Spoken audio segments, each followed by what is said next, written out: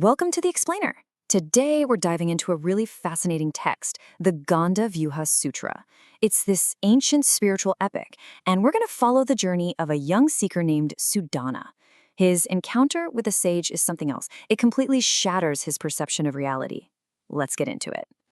You know, this whole story is really built around one single powerful idea. For our hero, Sudhana, a true teacher isn't just someone who spits out answers. No. For him, they're a gateway, a portal to a whole new way of seeing the world. And that's the gateway he is desperately trying to find.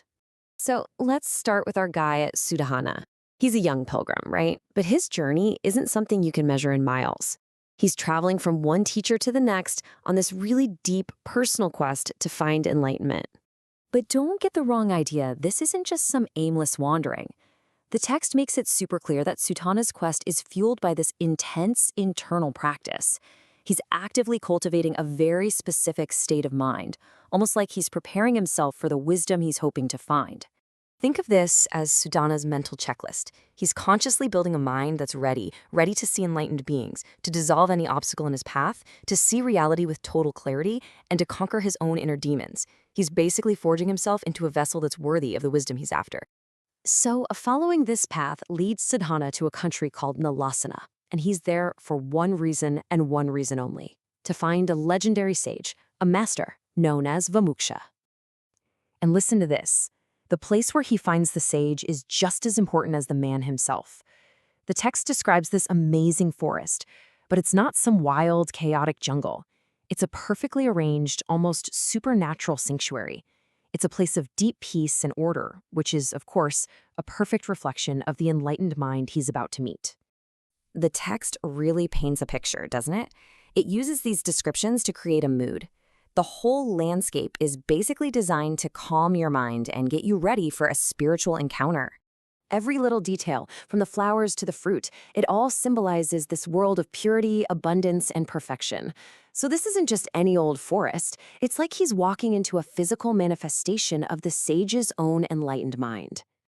You can almost feel the anticipation building as Sudhana walks through these rows of fragrant sandalwood, a symbol of purity. And at the end of this path, he finally finds him. Now, when Sudhana sees the sage, he doesn't just blurt out a question. He bows, and then he launches into this beautiful series of metaphors, showing that he already has this incredibly deep understanding of what a true teacher really represents. See, for Sudhana, a teacher isn't just some person who knows a lot of stuff. A true teacher is like a force of nature, a guide, a protector. Let's take a look at how he puts it. First, he says they're a lamp. They don't walk the path for you, but they light it up so you can see the traps, the pitfalls, and the safe places to step. They're also a ship. The journey across the ocean of ignorance, well, it's huge, and it's difficult. But a good teacher is the vessel that can carry you safely all the way to the island of wisdom, this isle of treasures. And finally, they are a bridge. This is crucial. They provide that safe passage over the deep ravines of doubt and fear that, let's be honest, every seeker is going to face. The sage Vimuksha is so moved by Sudhana's sincerity, by his understanding, that he decides to offer him something way more profound than just a verbal lesson. He decides he's going to give him a direct experience. And then, this happens.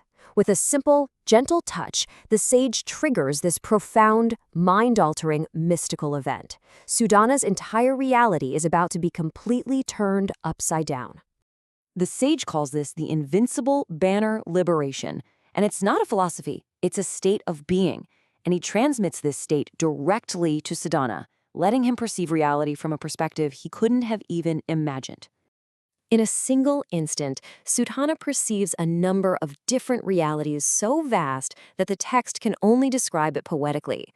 He sees as many worlds as there are dust motes in 10 entire universes, all at the same time.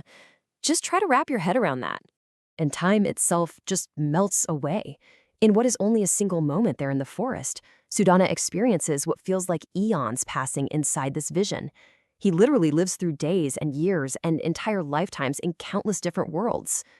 And then, just as quickly as it all began, the sage lets go of his hand.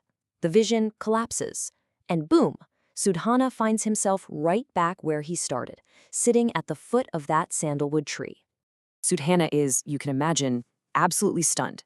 He asks the sage, "Do you remember that?" He needs to confirm that what he just experienced was real, a direct result of the sage's incredible power.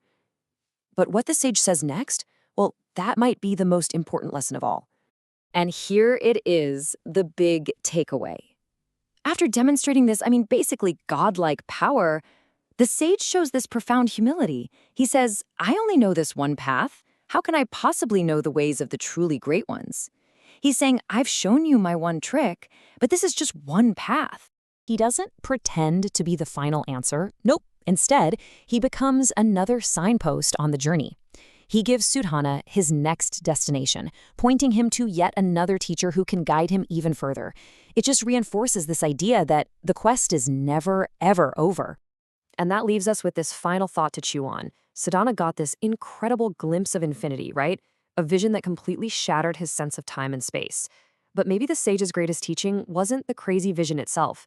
Maybe it was the humility that came after it, that deep understanding that every piece of wisdom, no matter how profound, is just one single step on a truly endless path.